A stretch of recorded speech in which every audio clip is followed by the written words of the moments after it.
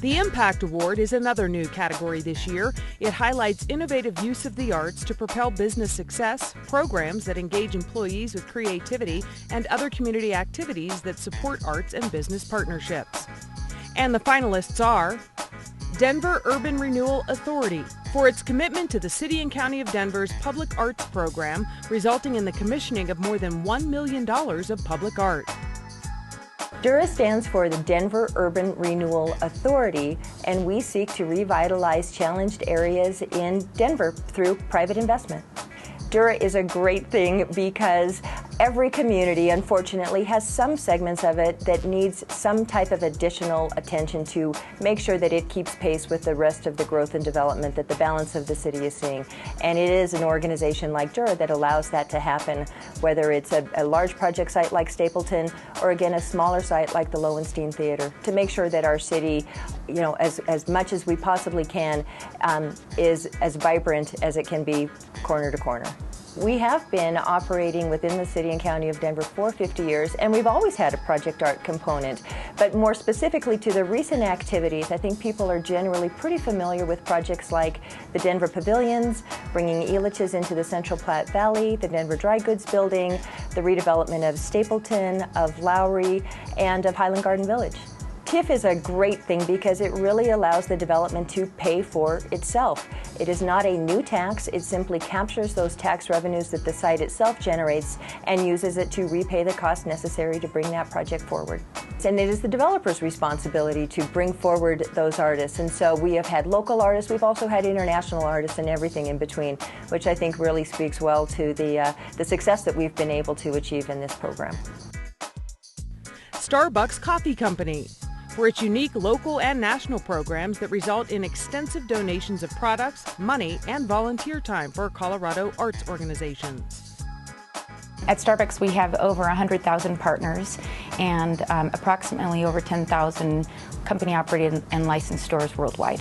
So at Starbucks, when it comes to community, we have four main pillars. They're not exclusive, but they are literacy, arts, environment, and AIDS education and research.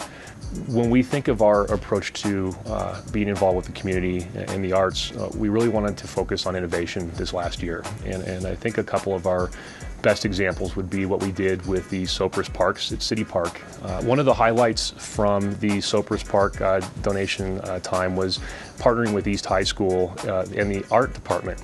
And a student in the art department at East High actually designed a mosaic that was inlaid in the center of the garden.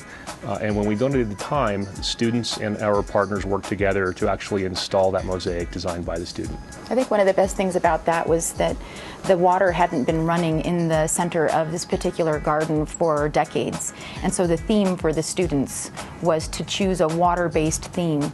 So together with Denver Parks and Recreation, Starbucks judged what the students had put together over a 4-month period of time, and a sophomore from that particular art class won the project, and Starbucks and students from the high school got together and put it together that day with Mayor Hickenlooper, I think, on that day.